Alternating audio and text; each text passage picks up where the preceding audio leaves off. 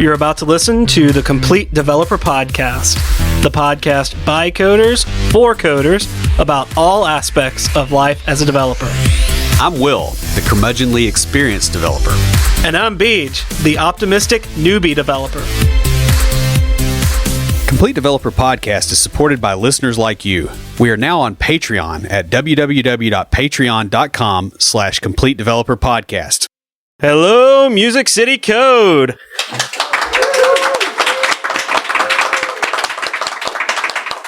This week, we have a special episode. It is our 100th episode.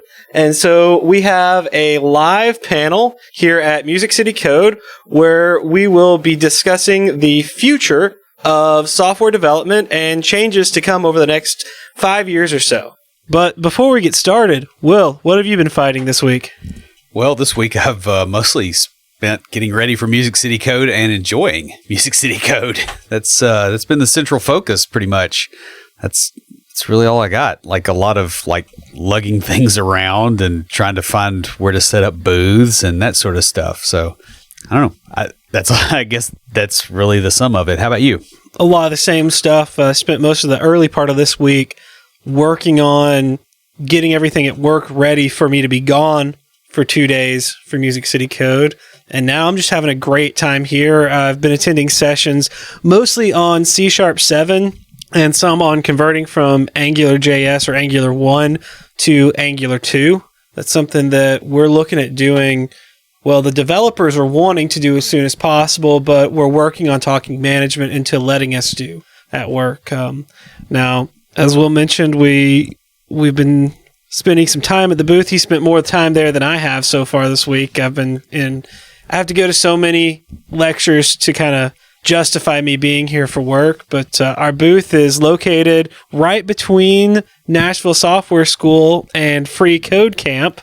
So I've been seeing a lot of friends and people that we know when I'm not in the session, which has been really cool. It's been really nice just, hanging out with the NSS folk and hanging out with one of the guys from Free Code Camp is a good friend of ours. He's been on the show, Dave Harned. And so it's been a lot of fun hanging out with him. And then the other guy that runs the group here in Nashville is pretty awesome too. Unfortunately, I haven't gotten to spend as much time as Will has with them. Yeah. Well, I spent hours and hours and hours at the booth. Got to hang out with, the Nashville Software School people. It's interesting because I've met so many people that have gone through there, but I hadn't met anybody that was actually involved in it from a teaching capacity or a organizational capacity. And so it was neat kind of seeing the other side of that. Well, yesterday we had one of the teachers, and then today we had one of the founders there, and he actually interviewed me when I considered going to school there. It was a couple of years ago, so he interviews a lot of people. Didn't remember me until I mentioned I'd been to med school, and he's like, "Oh, I remember you now." Yeah. He's like, "You had some really great code samples." I was like, "Yeah, that's because he was my mentor," and pointed to Will. Yeah. He's like, "Ooh." Yeah. But speaking of Will, he actually sent me this week's IoTs. So let's go ahead and roll the music.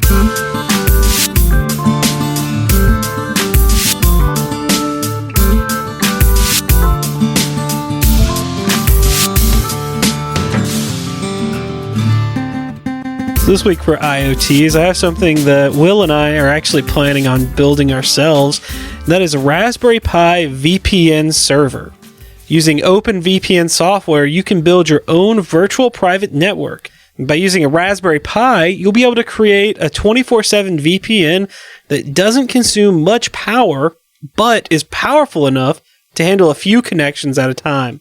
Yeah, we actually need this because we want to get a working VPN set up, and I want it to be outside of my router because the router one has been really flaky with OpenVPN. It has, It would just be better if we had two devices, both of them being Raspbian that know how to talk to each other. And we just connect to that, and then they're already... Yeah, that's true. You can also use it to connect your devices from outside your local network, just like they were in the network. It's a long process to set up, but this tutorial is pretty simple to follow, and it kind of walks you through all the steps necessary. I'll have a link to it in the show notes. Who's talking to us this week? Well, being that it's Music City Code, pretty much freaking everybody. Yeah. And of course, I'm sure my daughter's listening right now and hearing me use the word freaking and going, he said a bad word. But that aside, we got a tweet during the recording from Connor Bush. This is live podcast. Hashtag Music City Code, at Complete Dev Pod, at Music City Code, at Reverend Geek, at Gaines K, at Steve Grunwell. And what he posted was a picture of us at the panel discussion, along with a picture of the guys from Duck Dynasty. Now, if you haven't seen the panel discussion pictures, you may not understand this, but let's just say that there were some large beards involved. And not just ours. At Reverend Geek is David Neal. His beard is magnificent. Yeah. I mean, his is something to aspire to. Yeah. Connor, that pic was hilarious. Yes. I've shown it to everybody. Oh, yeah. My dad absolutely loved it when I sent it to him. I think what I'm going to try to do is get that picture and put it in the show notes for this episode. So if you're listening on iTunes or Stitcher or something, check out the show notes to see the picture we're talking about. When we get a new order of water bottles, we've got one just for you. And our friend Chang Lee also commented on the tweet. It says, magnificent beard collection in the 100th episode of At Complete Dev Pod at Music City Code. Chang, it's obvious we'll order a water bottle for you too. And, we know where to find you. Yeah. Makes that easy. So guys, if you'd like your very own Complete Developer water bottle, leave us a review on iTunes or comment on the website or any of our social media. We post all our episodes to Facebook, LinkedIn, Google+, and of course Twitter. We're also on Path and Tumblr.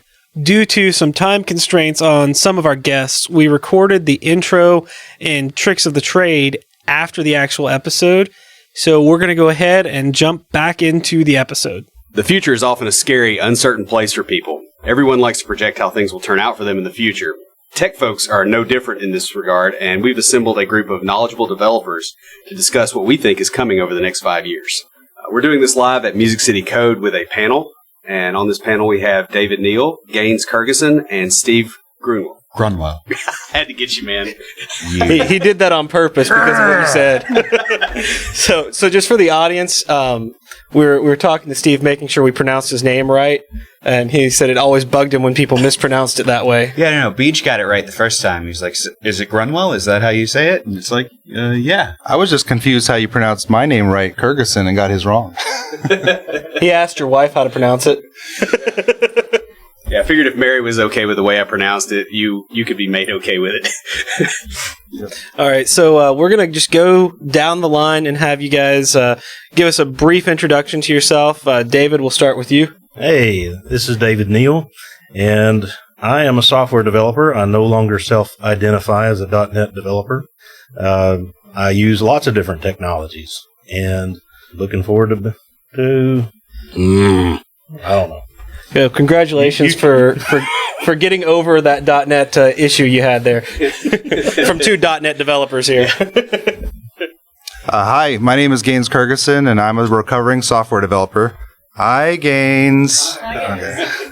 I am an associate director at UBS, and I work with their corporate branding team. But most of my time is frankly spent working on the conference Music City Code and speaking at other conferences. My name is Steve Grunwell. I'm a senior software engineer at a hosting company called Liquid Web. I'm also primarily a PHP guy, so I really don't know what I'm doing in Nashville, but it's a lovely city. I'm glad to be here. Well, we're glad to have you here, and we shared a couple of beers the other night, so... more than a couple, as I recall.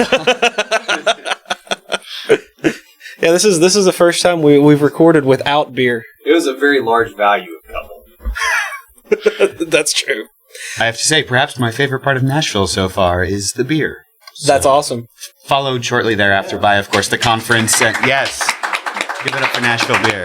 And, of course, the conference and the music and the history and all that fun stuff. But Beer brought to you by Yazoo Brewery. Yes, it was. Yes, it was. All right, so, gentlemen, first question I guess we'll get started with is, how do you think developer education is going to change in the next 5 years? Don't all answer at once. It seems like the latest trend has definitely been the boot camps, right? Mm-hmm. It's get people from other industries in with just enough training to get their feet in the door, which with the demand we have right now is helping to meet it.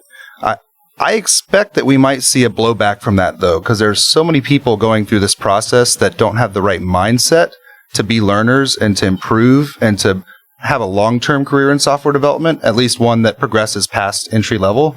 I'm wondering what's going to come next. What's going to fill that gap when people say, you know what, boot camps are great for people who can take some instructions and write some code, but we really need people who can progress beyond that to principles and patterns. I would agree completely with what Gaines said. I think you're going to find a lot of people who plateau and kind of decide that, you know, yes, I'm technically employed as a software developer. I've reached a certain point and I can write code, but I'm not necessarily solving problems. I'm not applying the critical thinking, the stuff that really makes for a standout developer. You'll, of course, certainly have people who get into it because they enjoy puzzles, because they enjoy solving problems, and they'll climb those ranks. But I think you're going to have a lot of people kind of right at that high junior, low mid level stuff, just kind of, you know, spinning their wheels, building the same kinds of things over and over. Of course, I hope they find things that actually interest them and they don't just treat it as, well, this is what I'm going to be doing until I retire. But I think we're going to saturate the market with a lot of people who may not be as driven or passionate about software as the people who started, say, 5-10 years ago and got into it because that was what they really enjoyed. JavaScript. That's good. So, what major changes do you foresee in the way the development community interacts with each other over the next 5 years? A Slack channel for all the things all the time. So many Slack channels. They'll be the best Slack channels. I already have a bunch of those, so yeah. I follow you on that. Like 100 Slack teams per developer minimum. And it's going to be, we'll get nothing done, but the memes will be on point. Isn't that now? No, don't you mean the memes will be on fleek? Oh, I'm sorry, I'm approaching 30, so I'm clearly falling out of the zeitgeist. Oh, yeah. It's an older meme, but it checks out, sir.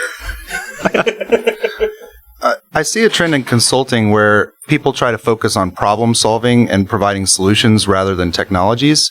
And I think that might be the direction that the industry is going to eventually go. I don't know if it's going to be in the next 5 years, but tools, part of the reason why tools get developed and enhanced is to abstract away the technical aspect and focus on the problem solving. So it's just a natural progression that as our tooling gets better, as our frameworks handle more of the grunt work, we're going to be focusing more on people who can think about the problems and come up with creative solutions and understand the ways to go about that in a way that's maintainable and scalable and all those concerns that you have as a more senior developer. And we're going to see less need for the coders, the pure technical implementers. A trend we're already starting to see is the rise of a microservice, right? Where we have a lot of software as a service providers who say, we're going to build one thing that operates really well, and you call my API, so you're able to do this one tiny thing you need to do. You get your response, and then that's where that relationship ends. So I think we're going to see a lot of people focusing on solving those problems that we as developers find ourselves solving over and over again. Abstracting those to services, making those available. From there, we'll likely run into the, well, who really owns our data conversation, and that those are already starting. The GitLab issue a few months ago where they lost like a day's worth of data comes to mind, where suddenly people are like, oh, maybe we should take more ownership of what we're doing. But I think microservices are going to continue to grow. As a result, we're going to be focusing on writing more of the glue rather than the underlying business logic. JavaScript. And you guys kind of touched on this, and I just want to ask you anything else to add. But this, because the next question we had was, what major changes do you see in the way that the developer community interacts with everyone else, the business world and with the consumer world? If it isn't already, which sadly I don't think it is, but it certainly should be, security is going to be a big talking point for the next few years, especially as people are willingly submitting a lot of their information to random one-off microservice providers or to platforms like Facebook that just are able to aggregate huge amounts of data about people. I think and hope that the consumer level audience is going to start paying more attention to what information they're putting out there, how it's being used, whether it's for good or evil, as subjective as that may be, and hopefully taking more personal responsibility rather than just seeing, the internet as, oh, this is still some other. Because, it used to be on the internet, no one knows if you're a dog. And now it's on the internet, everybody knows that, you prefer this particular brand of toilet paper because you like them on Facebook. So as we put more information out there about ourselves, I'm hoping that consumers are going to start paying more attention. And as a result, developers are going to be able to start really focusing on how can we protect user privacy, user data, control who has access to that information, and generally not get spammed with toilet paper ads. Not that that's ever happened to me. So I guess maybe we should ask the question, what world is outside the developer community?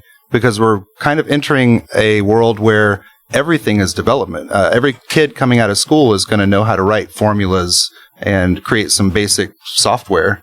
So it might just become a matter of how focused are you on development as part of your job, just like any other skill. If I may sneak in a plug for the conference here, Sarah Phelps had a fantastic talk yesterday about the ways that we can start introducing programming concepts to children. So I think what Gaines said is 100% correct. Programming stops being this is something that neckbeards are hanging out in basements doing, with all due respect to the hosts of this podcast. And more, to what degree are you dealing with programming and problem solving? Because at its core, programming isn't about the software, it's about solving the problem. And it doesn't matter if you're an accountant, if you're a chef, if you're an auto mechanic. Your job is to solve problems. And as more and more things start moving to, we happen to be powered by code, I think there is definitely a convergence where suddenly code and programming concepts are not this strange, abstract thing that, only wizards with, again, no offense, neckbeards can do. I definitely don't take offense to being called a wizard, so. David actually kind of hit on this during his talk yesterday. He was talking about public speaking, but I think this kind of has been brewing in my mind a little bit for a while, and it's the idea that maybe developers are going to kind of come down out of the clouds a little bit. We, as an industry, there's a pretty good chunk of people that look down on other departments, especially like looking down at the marketing folks and the sales folks and the business folks. And I think now the roles are starting to blend a little bit, and they're starting to realize that, hey, these are normal people, pretty much just like us with maybe less neck beardage. And I think that humility coming through the community is probably a huge help for all of us, because it's making the communities more pleasant to be around, just in general, and it's making them more welcoming to newcomers. So we're going to get a lot of new blood in because of that. And David said all this with one word: JavaScript. That's what I meant. It's a weird place if JavaScript is how we welcome people, but okay. Now, Will, if we come down from the clouds, can we still retreat back and then come down to be developer ex machina and save the day with code? Because that's kind of one of the big perks of the job.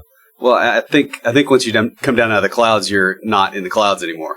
Oh, but You have to plant the magic seeds and then climb the beanstalk, and then you can get back to the clouds. Oh, that's far too mythological. Java beans. You have to have a beanstalk factory, actually. I'm pretty sure there's an NPM package for that, though. So how do you guys foresee the developer hiring process changing in the next 5 years? Remote working has certainly become more common, and it's going to continue to do so. So we're going to see a lot less focus on local resources and more focus on capabilities, both from a technical perspective and maybe more importantly, the cultural perspective or communications. This has always been a barrier with overseas resources to be on the same time zone and to be able to communicate well and understand why each other said the things you said.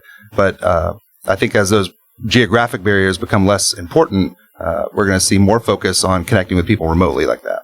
And I see a trend towards less resume-driven hiring process and more towards skill-based and being able to demonstrate skills and so forth. I think we're getting beyond the phase of just going by what's on someone's resume and or even doing, the esoteric tests that we've done in the past around being able to demonstrate we've got certain skills or whatever, having to whiteboard, problems during interviews that are so scary, and just being able to demonstrate this is a body of work that I have. It exists on GitHub. You can go and look and see what someone is capable of doing, and you can make assessments, on those kinds of things. And we have social media where people can make assessments on the character and personality and be able to determine culture fits, or if you will. So if you could productize this service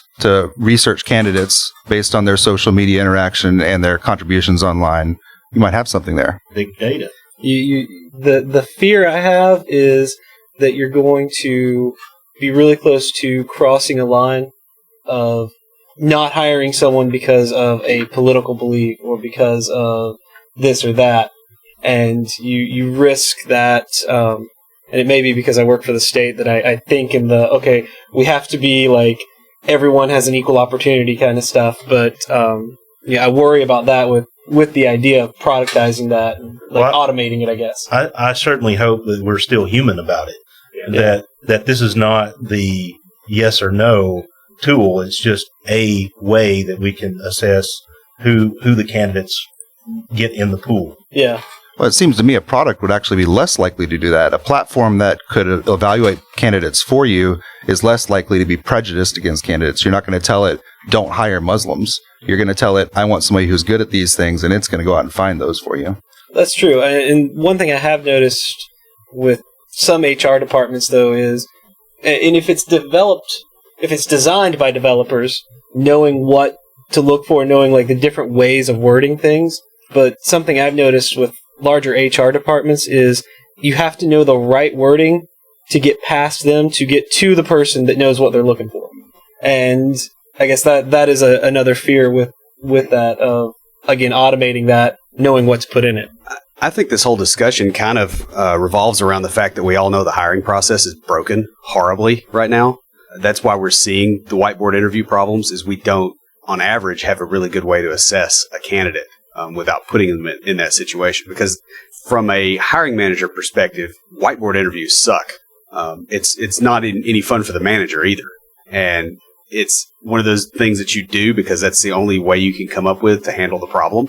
And it seems like there ought to be some better way to do it. And I'm wondering if we're not going to solve this in the next few years.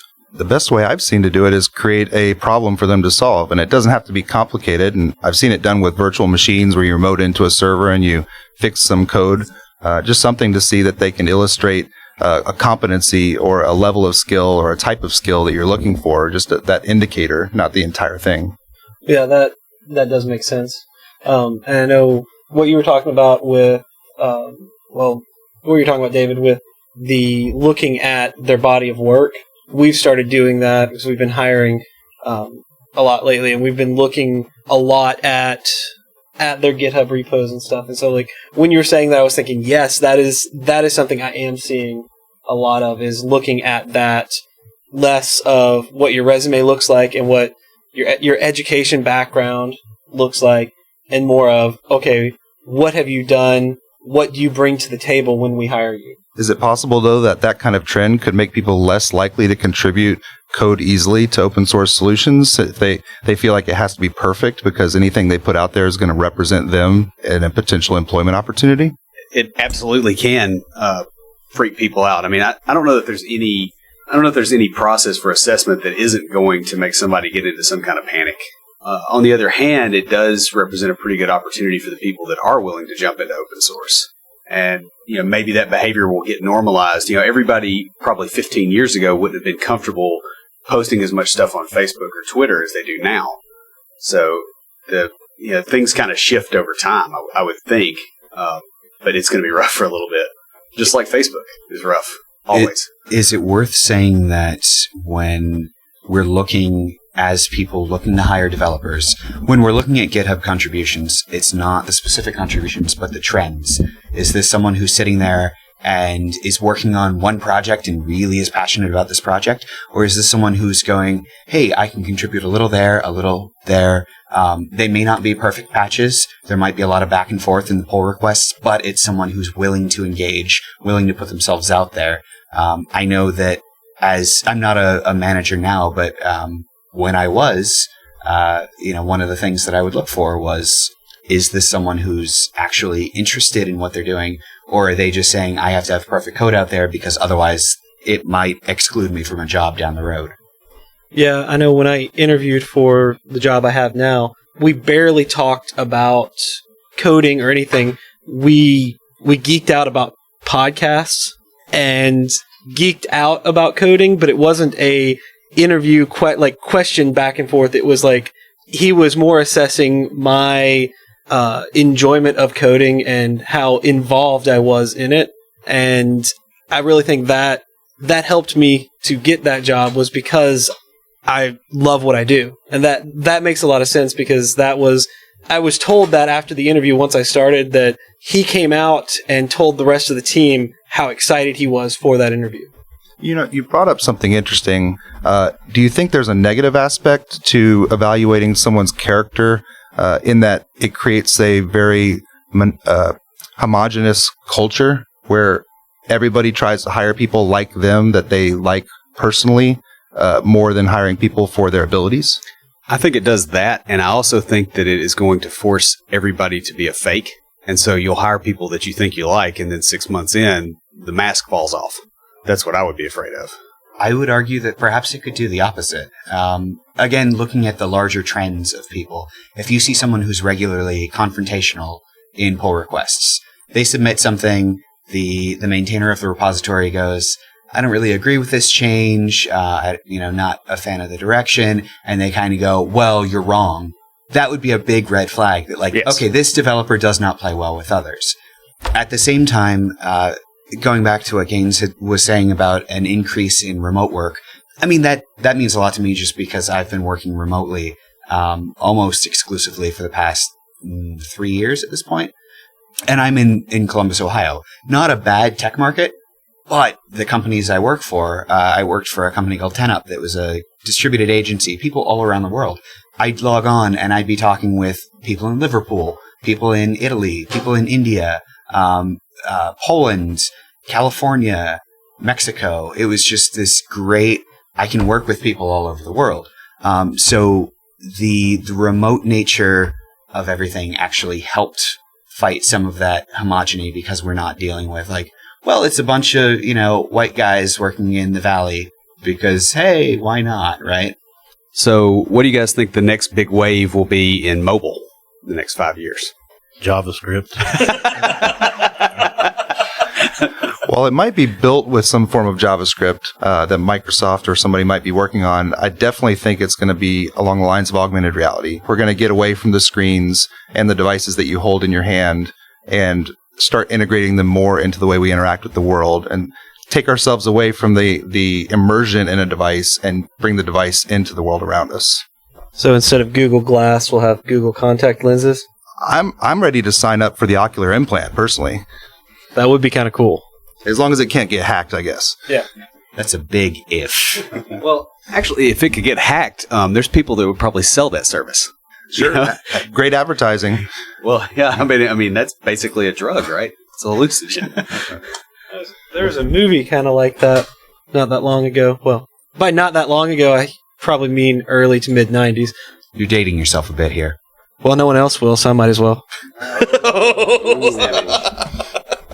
So, well, this does actually kind of lead into the next question, which is, how do you think the Internet of Things will impact the development landscape?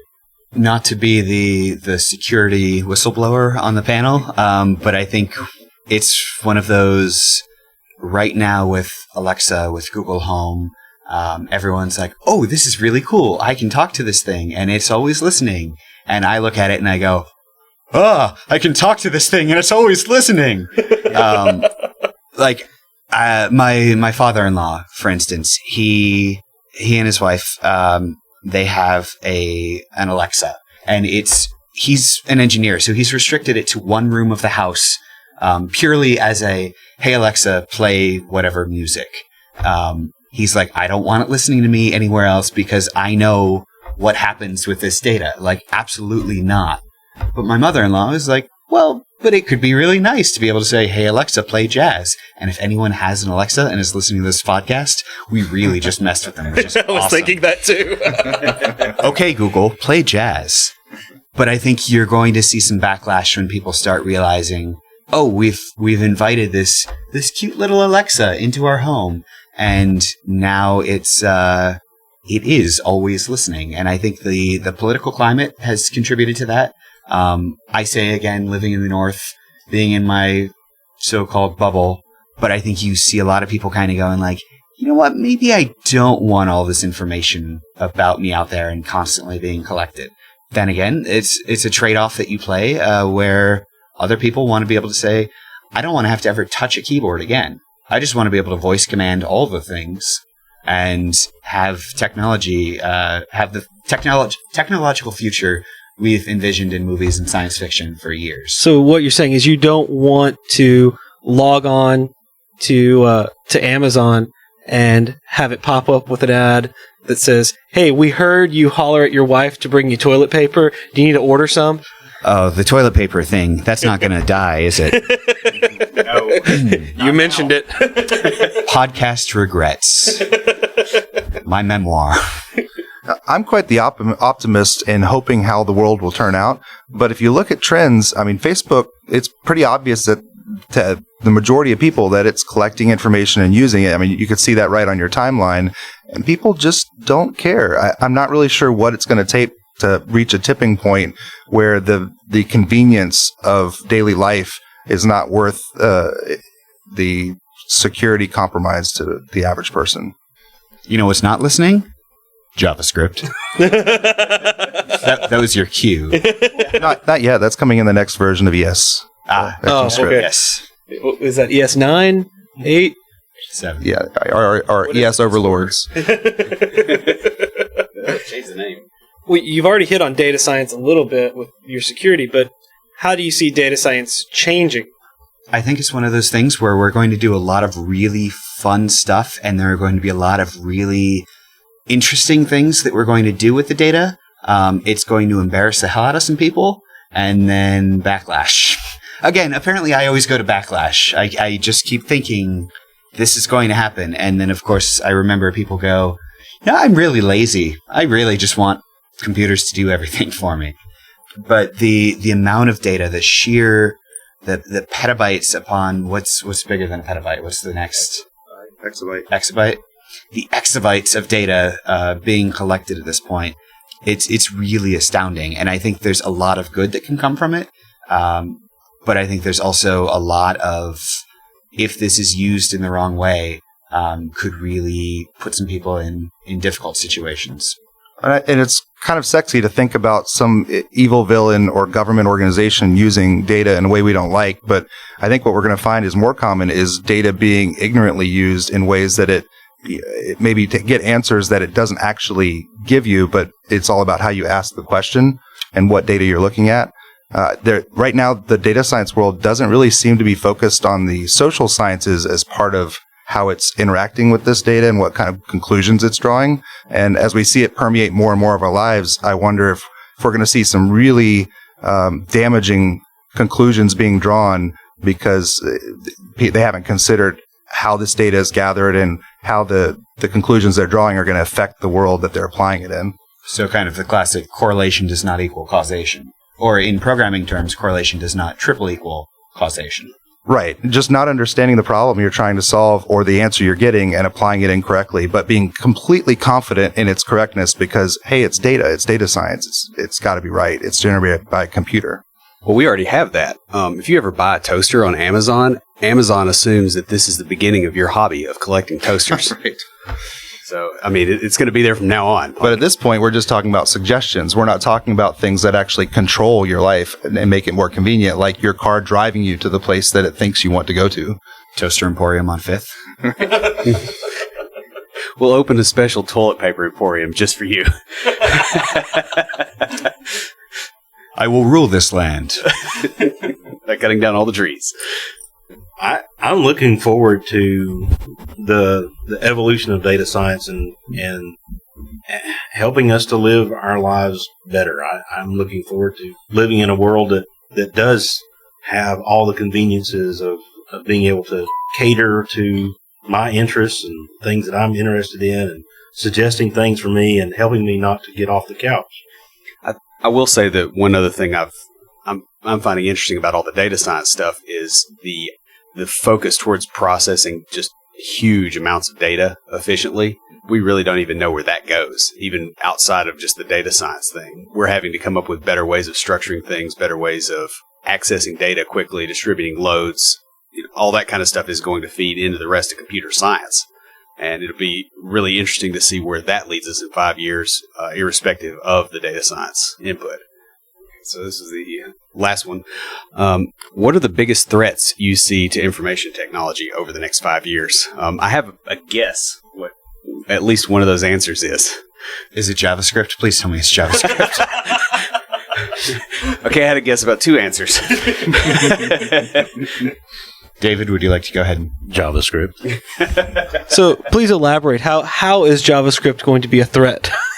It's a cancer, but it's beautiful. Well stated, sir. Well stated. You keep using those words. I do not think they mean what you think they mean. No, I mean, since it's been my soapbox this entire broadcast,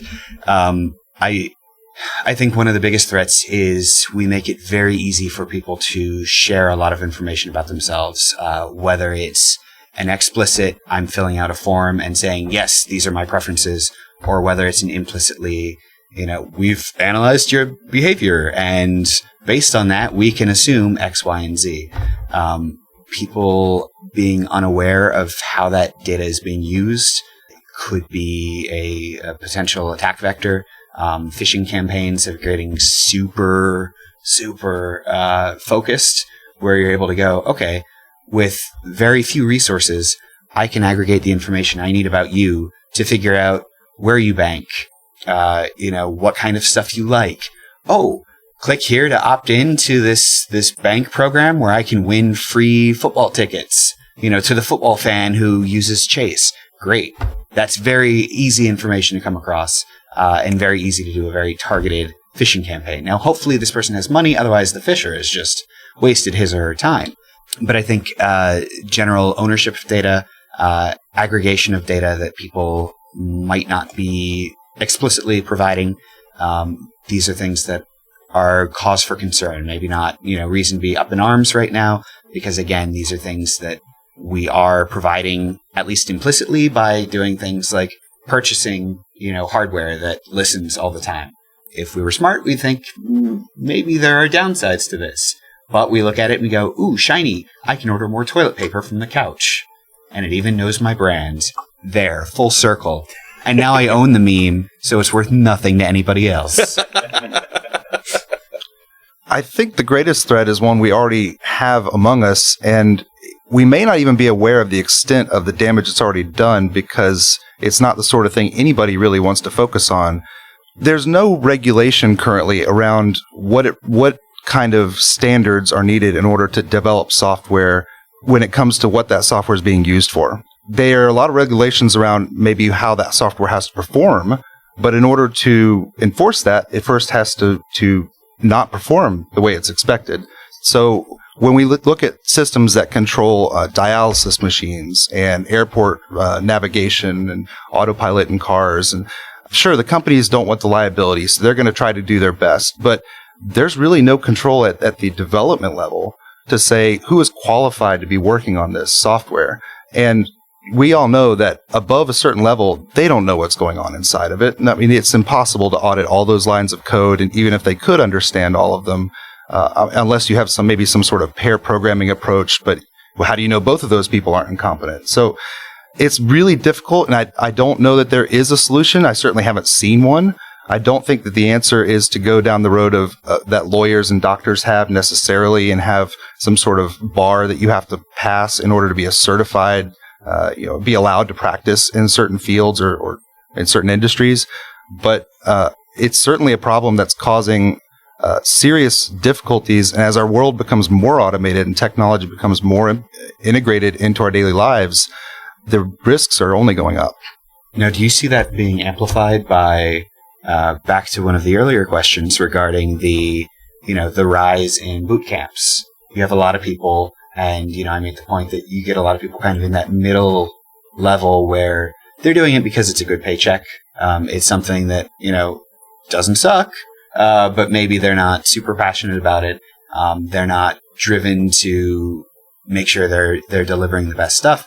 Are we running into issues, you think, where you get people who say, automation, there's going to be a lot of money in that, so I'm going to do that, regardless of whether or not that's something that's interesting to them, but rather, hey, it's something that can really, can put the kids through college. I think I maybe can answer that with a very brief example. Let's say, just something off the top of my head, that you have a system that manages home health care. And it's been built, it's established, it works fairly well. Your developers that built it are no longer around, but you need some minor tweaks made. You might approach someone from a boot camp who's learned the technologies that it uses to make those changes. And they might make them effectively. Or they might accidentally make a change that makes some minor difference in how the scheduling of medications is calculated. And this might not be a major enough change to be caught by QA or even immediately recognized in the market until there's been systemic negative impact on the customers that use this software. Those are the sort of things I'm worried about because you're not going to hear about it. The company is not going to advertise that this happened. They might pay damages. There might be some sort of legal interaction, but barring a 60 minutes type of investigation, these things are going to go on and continue to build in the environment around us and be hidden dangers. And I'm not sure how to approach it. I can tell you that I know David has had to deal with some system problems that code that I wrote created. Like as you get a more and more complex system, it's very easy to create a cascading failure condition, and there's more and more inputs to it, so you don't detect it. And I think as we're scaling out and what we're doing with tech, that's a very real possibility for critical systems. It's not just aircraft. It's like you said, medicine being scheduled, or health records getting out or getting corrupted in some way. There's so many entry points for problems, and I don't really think we've even thought about how to deal with that at scale. Like most of our stuff that's scaled up in society right now happened over periods of hundreds of years. We're at an event horizon right now where it's not going to be hundreds of years. It's going to be in a lifetime or less. Hopefully the lifetimes are hundreds of years, though, pretty soon. Yeah, well, there is that. Otherwise, what's all the medical science for, right? Come on, science. To quote Queen, who wants to live forever? I'll give it a shot. Well, my thought is any systematic failure that creates a problem in the supply chain of bacon, then that's a real serious threat. As technology is more and more invasive, I don't want to see that happen. So maybe the pork industry needs to fund some of this research. That's right. So what you're saying is we need an IOB, Internet of Bacon? I'm already there. Nice. Let the record show that David Neal is currently snacking on a giant plate of bacon. If he writes a library, it will be called bacon.js. I would bet that there's already bacon.js out there. I think there is. If not, there is now. Yeah. Well, guys, we want to thank y'all for coming on the show. There's a lot of exciting things coming out in the next few years, and a lot of exciting things and a lot of scary things in technology, in the future. I know personally, I am excited and scared to hopefully in the next 5 years be a senior developer at some point. So, I understand that. And yes, Will has found bacon.js on his phone. So it does exist on GitHub if you want to look it up. That pretty much wraps us up before we close everything out. Will, what do you have for us this week for Tricks of the Trade? Well, I want to point out something, and that is the idea of looking at yourself as a first cause for the things you're experiencing. I ran into this a little while ago. I think I probably mentioned I was having a coworker that was getting to be kind of difficult to deal with. And, I can get as mad as I want at the guy. And believe me, I have gotten as mad as I want. But that really doesn't fix anything. And what has, I think, helped a little bit is trying to figure out the levers that I can control. And so when you start looking for things where you're a first cause, that is how you do this. So you look at all the variables involved in the situation. Does this person know that the tone that they're talking to you in is not acceptable? Like, are you going forward with your day and acting like, oh, that's totally fine, when you're in fact extremely ticked off about it? And I stopped putting up with that. It was difficult conversations to have. Like, I don't like stirring stuff up at work and feeling like I'm picking a fight or I'm being overly sensitive, but it was stuff that made it very difficult to go to the day job every day. And as a result, I confronted him. I think that's actually helping. At the very least, it's making it where he is aware that the behavior is no longer acceptable and hasn't been. So it's still kind of on him. But what it did for me is it allowed me to be in a position where I don't feel cornered by the behavior. It is actually somebody else's problem. And instead of pushing that off on the other person, I'm going, look, this is not okay. I think really at its core, it's a matter of honesty. I was not being honest with some of the people I worked with about how much this was irritating me. And now I have been quite honest. In fact, maybe a little bit more direct than I absolutely had to be. But I'm hoping that this will work out. And I want to encourage people to start approaching things from that perspective, because it either gives you at least a sense of control, or it actually gets rid of the problem if you do that. You cannot control things beyond your control, but you can control the things you can control. And if you're not triaging at the level of figuring out which is which, you're going to have a bad time. So that's all I got.